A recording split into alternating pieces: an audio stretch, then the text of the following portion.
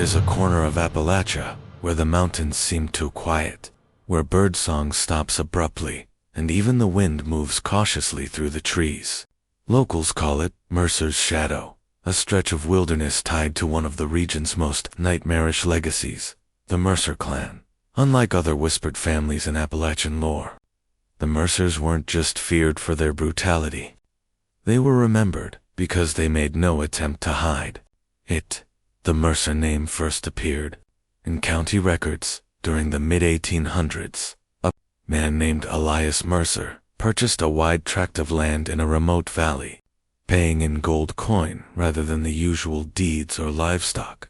No one knew where he'd come from, but he traveled with a wagon full of children and women who all bore the same sharp, hawk-like features, thin lips, deep-set eyes, and unsettlingly long limbs. Elias built his homestead miles from the nearest neighbor, on land surrounded by jagged ridges and swampy ground that made travel nearly impossible. Within a few years, whispers spread that the Mercers didn't trade with outsiders. They didn't send children to school. They didn't attend church.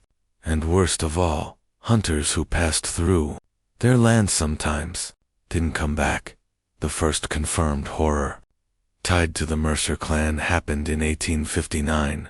A peddler named Jonah Briggs was found hanging upside down from a tree, his chest split open, entrails missing. His wagon was discovered abandoned a mile away, but not a single item had been stolen. The only thing left carved into the tree beneath his body was a mark resembling an M formed out of two jagged lines. The coroner's report called it a savage act of unknown origin, but locals knew whose land he had crossed. By the Civil War, the Mercer name had taken on the weight of a curse.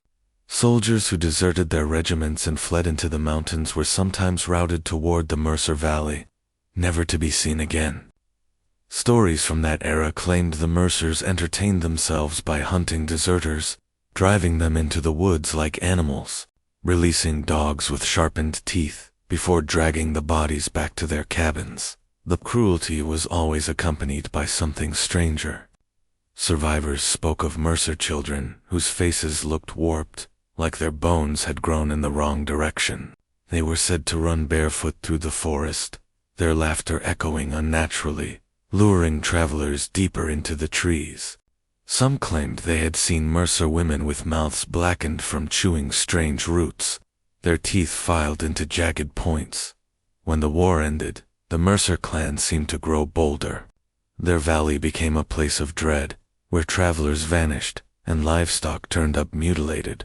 Farmers spoke of finding their cattle gutted, blood drained into crude wooden bowls, left at the forest's edge. No one dared investigate further then. In 1874, a preacher named Abraham Stokes attempted to confront the Mercers. He believed the family was practicing witchcraft and abominations in their valley, and he rallied a small group of men to ride out and demand they return to society. The men left one Sunday morning with rifles and lanterns. Only one returned, a young farmhand named Caleb. Caleb stumbled back to town barefoot and delirious, covered in blood, not his own. When he was able to speak, he told of arriving at the Mercer compound, a collection of cabins built in a rough circle around a towering oak. Skulls hung from its branches. Women with twisted features hissed at them from the shadows. And Elias Mercer himself emerged from the largest cabin, his mouth stained red, carrying what Caleb swore was a human thigh bone.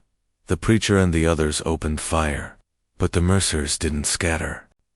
They rushed forward with a feral strength, shrieking, wielding crude weapons made from rusted farming tools. Caleb fled into the woods as his companions screamed behind him. He never saw them again. After that, no one tried to confront the Mercers directly. Their valley became a place the maps stopped naming, marked only with warnings. Keep out. Do not enter. But the stories grew. Children told tales of the Mercer games, where clan members hunted trespassers for sport, keeping their skulls as trophies.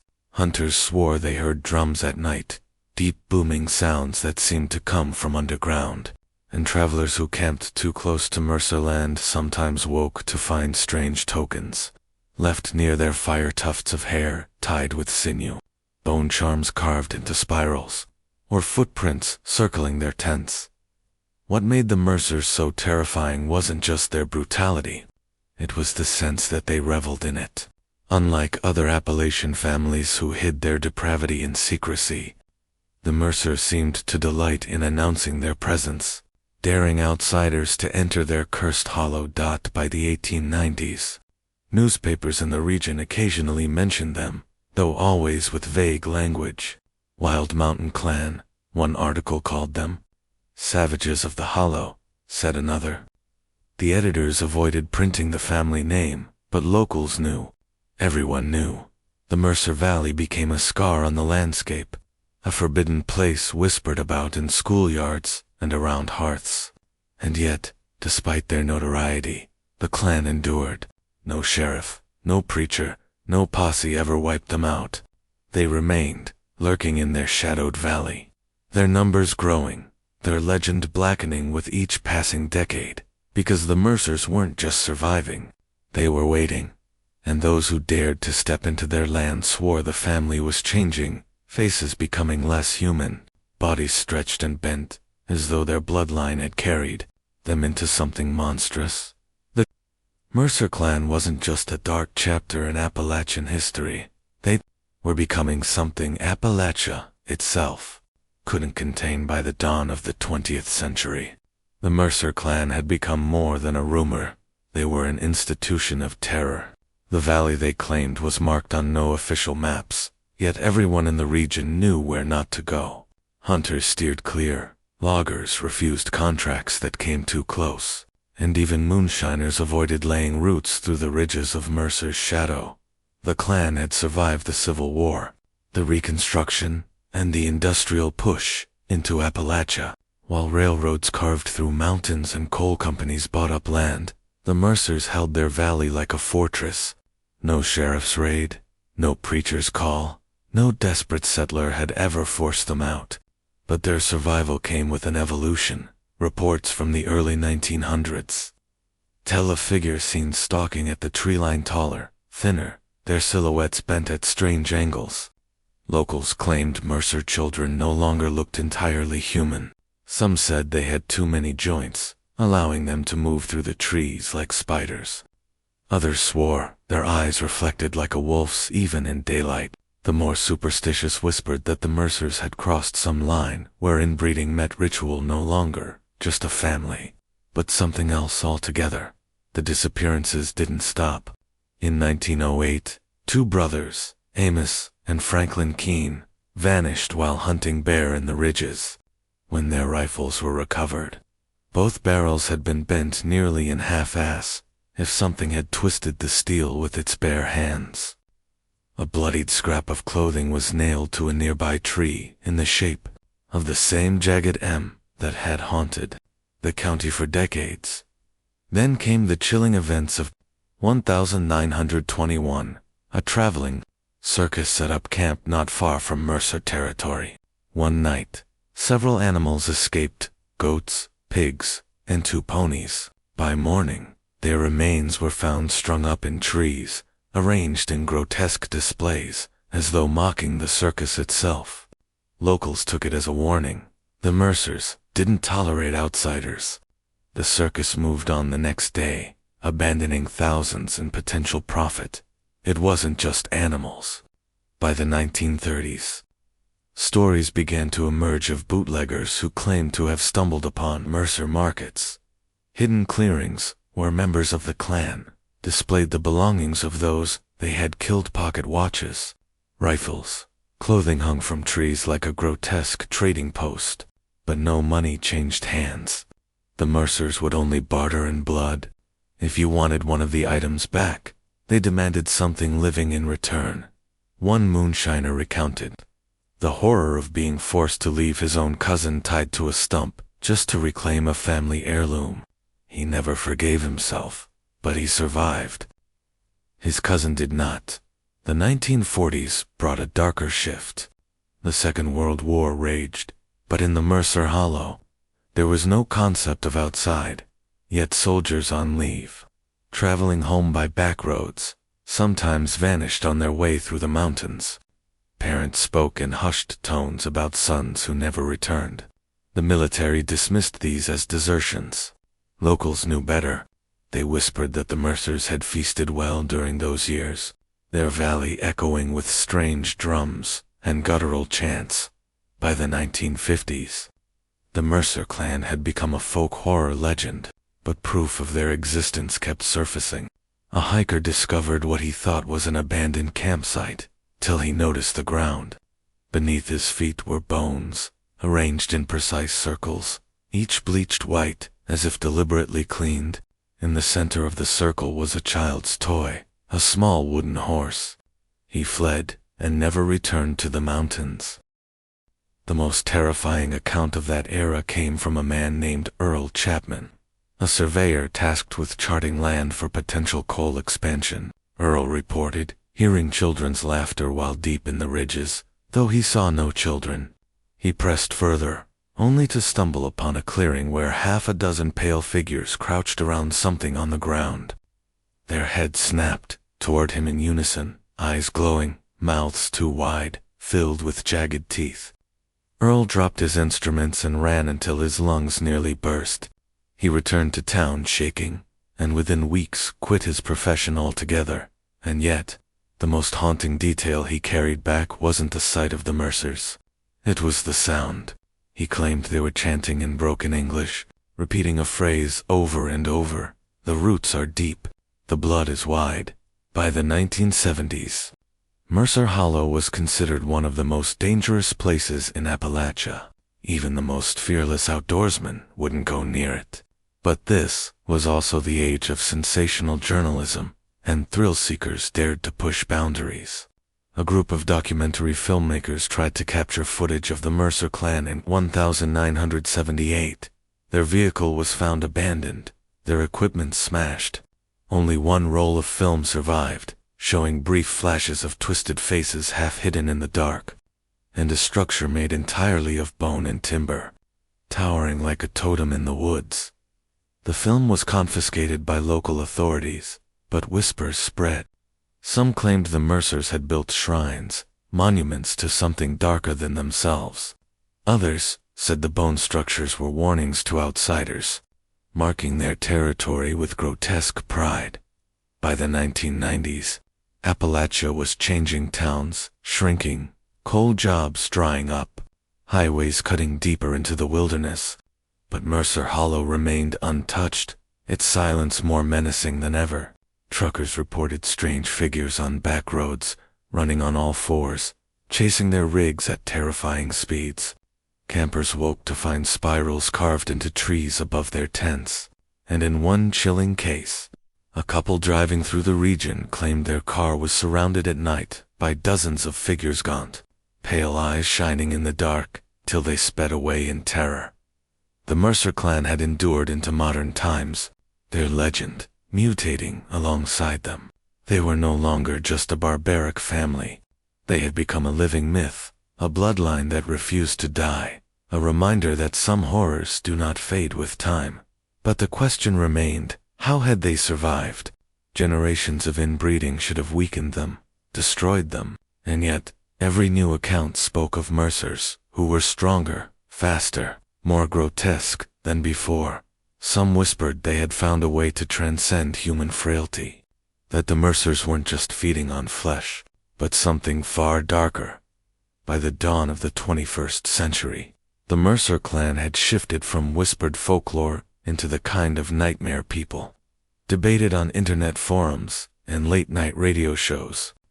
Skeptics dismissed them as an Appalachian Bigfoot story, but those who lived near Mercer Hollow knew better. For every joke online, there was a family who wouldn't camp in those hills, a hunter who swore never to return, a deputy who quietly admitted the Mercer files in the sheriff's office were far too thick for myth. It began subtly. In the early 2000s, a wave of urban explorers found their way to Appalachia, hungry for abandoned mines, forgotten cemeteries, and supposedly haunted hollows. Several of them vanished after boasting online about hunting the Mercer clan.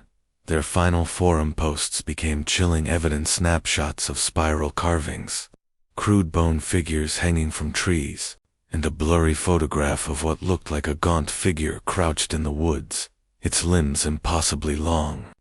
None of those posters were ever heard from again. By 2007, the first viral video connected to the Mercers surfaced. It was uploaded anonymously, depicting shaky footage of a woodland clearing at night. For 30 seconds, all that could be heard was heavy breathing and snapping twigs. Then, in the far background, half a dozen shapes moved in unison, pale, bent, jerking forward like puppets on broken strings. The video cut off abruptly, with a scream. Analysts dismissed it as a hoax, but locals swore the cries were real. The 2010s brought stranger reports. Truckers on I-77, which cuts through Mercer County, began speaking of figures, watching them from overpasses, or running alongside their trucks for several terrifying seconds before vanishing into the trees.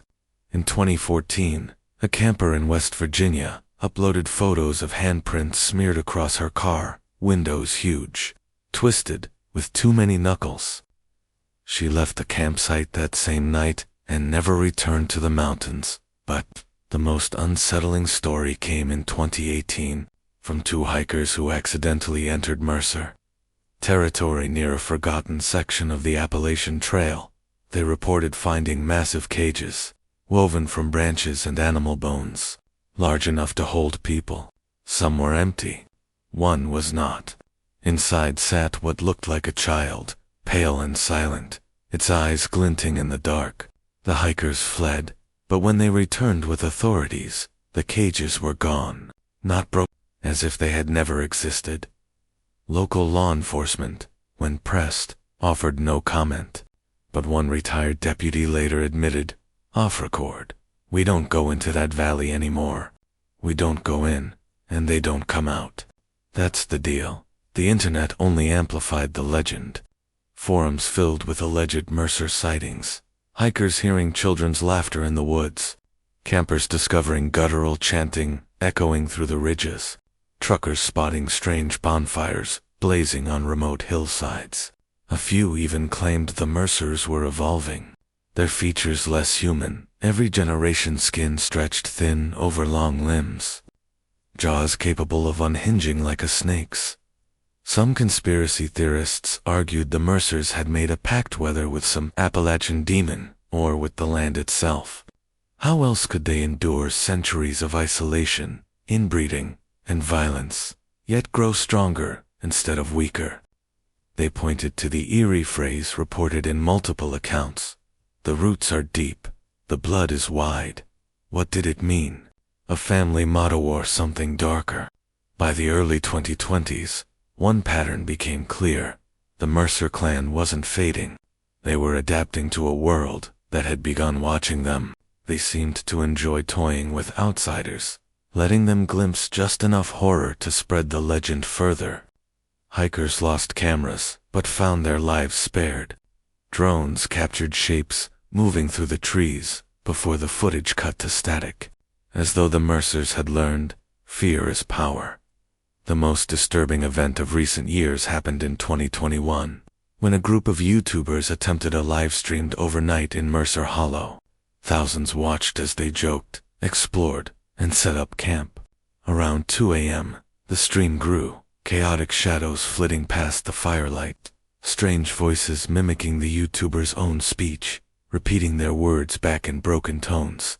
Then came a scream. The camera toppled, and the feed went black. The channel has been inactive since. Their bodies were never recovered.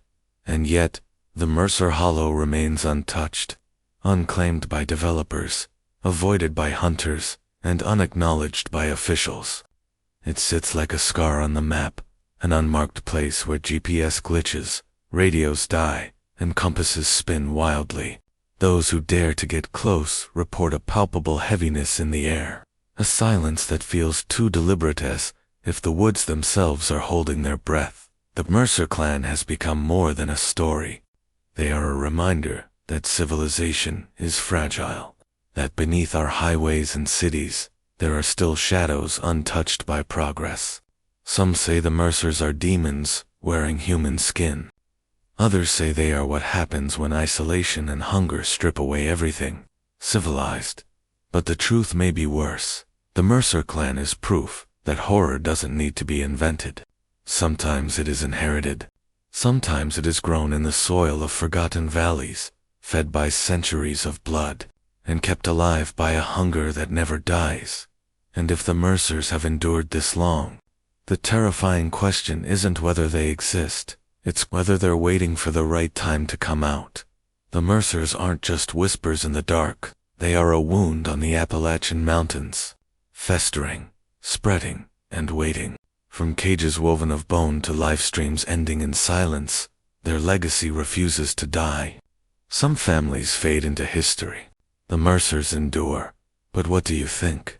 Are the Mercers the product of centuries of isolation and hunger, or something darker, something inhuman that Appalachia itself gave birth to?